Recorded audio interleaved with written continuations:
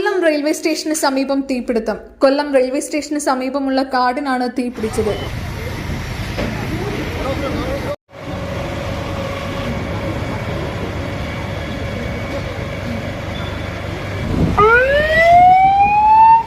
കടപ്പാക്കട അഗ്നിശമന സേന സ്ഥലത്തെത്തി തീ നിയന്ത്രണ വിധേയമാക്കി.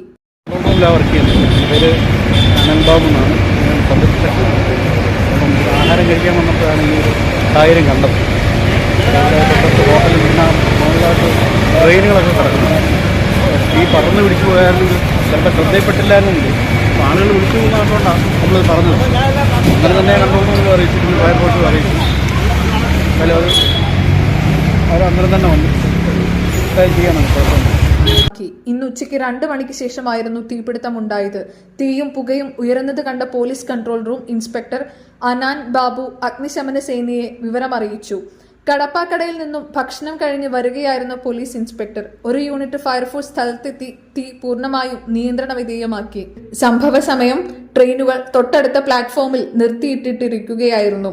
പോലീസ് ഇൻസ്പെക്ടറായ അനാൻ ബാബുവിന്റെ അതിവേഗമുള്ള ഇടപെടലിൽ വൻ ദുരന്തം ഒഴിവാക്കി. നാട്ടുകാർ പോലീസ് ഉദ്യോഗസ്ഥനെ അഭിനന്ദിച്ചു. ന്യൂസ് കേരളം 24 വേണ്ടി ചാരു, ന്യൂസ് ഡെസ്ക് കൊല്ലം.